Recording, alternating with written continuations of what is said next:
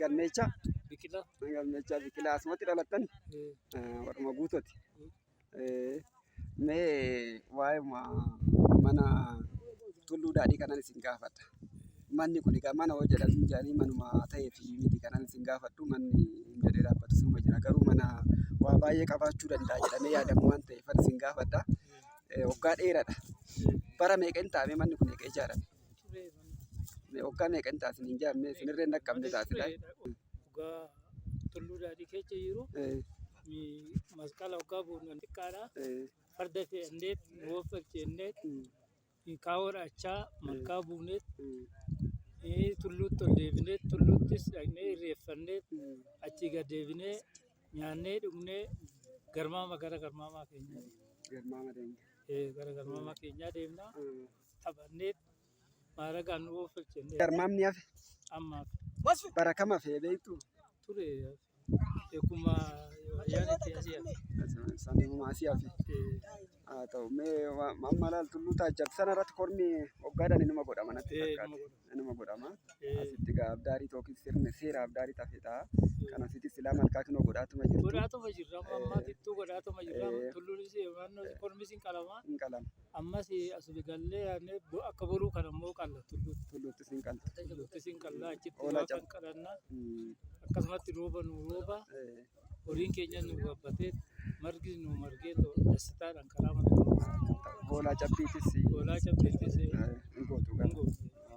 Seerri kanaan dura godhama garuu abdaarii maachi kaasatti hafee akka duraan godhamutti godhamaa jiru. Santu hafee ta'ee saniin namni kabajuu malee ulfaan isa achi keessa jiraachuu hin danda'a. Kunoo achuma ollaanas inuma agarras manni akkamitti tortoree jiru. Homtuu laalatu. Keessa Amma ijoolleen kun jarri kun amma Fiqaaduu fi Ashannaafi fa'aan yookiin kan isaan irra itti aanu sodaata. Isaan maaliif amma gaafachuu sodaatanii moo isintu? Orguma abbaan isaanii jirutu abbuma isaaniitu silaa itti darbee hojjeta. Erga inni deemee dhufee boqotee ijoolleen kun itti dabartee amma kaasaa jechuudha. Amma ijoolleen itti darbaa jiru Fiqaaduu fi Ashannaafi fa'a. Isaantu deebi'eetu amma nu kaasaa jira. Ammas gargaarsa goonetu bootaa sanii saaqamee ilaalamee ati dhiittatti dhabee ulfaas nu ga'aa jiraate ammas ulfaasan kaasuu hin danda'an jechaadha. Gara mataa kiyyaatti. Gosti amma walitti birmatee egaa gosumatu waan kana qaba waan ta'eef namni alagaa fagoo gargaarsa yoo dhufe malee irra caalaa walumaaf gosatu waan kana sirreeffata. Isin mari'attanii gara fuulduraatti mana oona dhaabbatu kanarree isaanillee yoo qe'eettis dhufan yookiin immoo qe'eettis yoo dhufu batan qe'een kun akka gad dhaabatee waan achi keessa jirurree seera isaa guuttatee deebi'u gochuu hin danda'ama. An biraa immoo maachii sanaayyuu amma dhakaadhuma anni sana dhakaa baasuudhaaf abbaan qabeenyaa marsaa jira waan jedhu jira. Kana quba qabdudha. Kun qabdiidhaa fudhatanii gara kana qofsiisee warri gara duubaa sadii fudhataa warri qabdiidhaa fudhatee jira. Qabdumaa itti fudhatanii eenyutu qabdii fudhataa eenyutu immoo qabdii kenna? Abbaan qabiyyeen eenyudhaan jira? Warra duuba sanii argateetu qabiyyee keenya qabdiitti fudhata. Dubartiidha. Kiyya jedhanii warri wanni jedhamtu jira. Haa ta'u. Kaloo achii qabanii sila kaloo san keessa dhagaa qabna jedhanii warri galmaa'ee fudhatee jira. Galmaa'ee kan fudhatee jira. Garuu dhufanii hin tuqne. Yookaan dhufanii gabbara keenya tulluun kun lalaan jigu jedhee biyyi asaabaa jira. Isin akkanatti yaadaa jirtan warri gosaa. Qofforuu gaa jammadan tulluun keenya qofforomu tasaabaa jiru warri. Isin tasaabaa jirtu jechuudha. Itti mari'achaa jirtan. Ta'uu isin gargaara. Bakka uumaa waan hin balleessine. Mee waa'ee tulluu kanaati waa xiqqoo beekuudha. Eenyu maqaan kennu? Magarsaa eenyuti?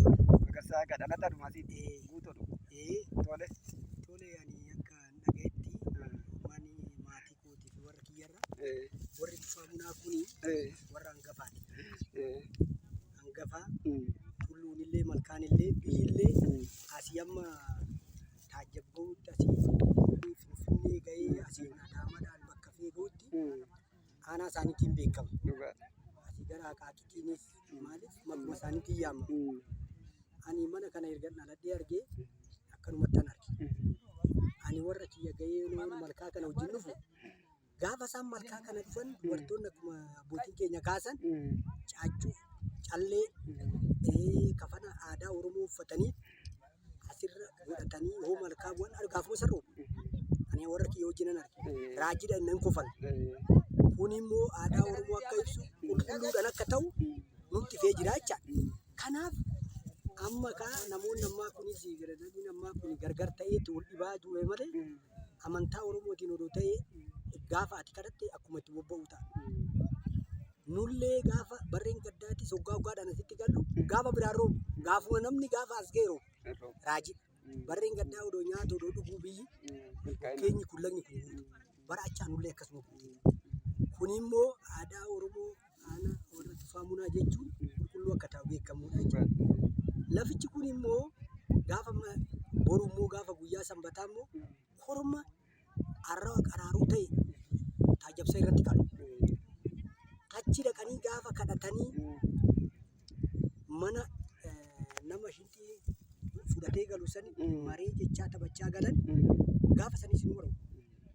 Maaliif nama wallolellee nama harka namaatillee maallaqa namaatirree fudhate dura hin gaafatu. Nama walloltee harki kee qulqulluudha maallaqa namaa fudhattee harka namaa lubbuun namaa si harkatti bahee jedhanii gaafatan. Yoo qabaate keechaa ba'a. Yoo harka baafate keechaa ba'a. Yoo adaraa namaatis qabaate odoo hin araaramin asitti dhufee eebbifatus. Keecha simma qabu ooluudhaanis hin ta'u. Kanaaf namoota san keechaa baasanii yoo araaramuu danda'e affagaanne yoo ta'e achumatti hin araarsu. Yookiin immoo guyyaa qaxaranii fi hin araarsu malee ooluudhaanis laga bu'an tulluu siin ba'an. Kanaaf itti gammadu. Amma manni sun maal ta'e seetan dubartii takka ga'e. Intala warra tufaamunaa kana. Maaliif yoo ishii ga'u akka abbaa gadaatti akka Oromoottis dubartiin ga'u seerri. Dhiiruma ga'a. Anuma dhiiratti. Oromoonis kanuma safuu qaba. Dubartiin hin dhaaltu. Yoo ta'es immoo gosa gara abbaa santuu dhaala malee ishiin hin dhaaltu. Ishiin kaa asiin jirtu gara biraa jirti. Amma manichi sun ishiinis ittiin gabbartu ijoolleen kunis dhaqanii seenanii haati keenya akka jedhu ulfaan hin jira, caaccuun hin jira, kallachi hin jira, eeboon hin jira, wantaan hin jira, ani hin jiraanne hin jiru jedhamu achi keessa. Itti seenuuf laguu Oromootiin achi seenanii sodaatan safuu sodaatan. Akkanumatti namni gaafa achi dhaqee qaamuma isaatiitti akkana ta'a jedhu. Inni hundaa fi har'a jiraateef jiraachuu baateen beeku. Garuu immoo akka abbaa gadaa amma akka aanaa tufaamunaatitti seerri Oromoo qajeeletti dubartii kana harkaa fuudhuu hin danda'anii ture. Abbootiif jaarsolii.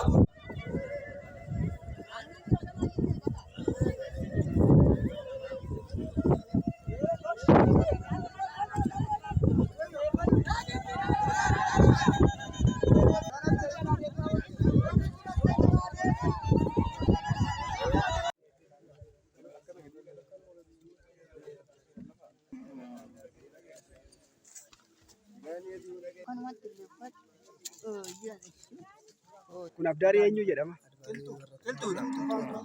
Qilxuu jedhama. Abdaariin tulluurra jiru. Taajjabii. Kuni qilxuudha. Kana sirna akkamitti itti godhama?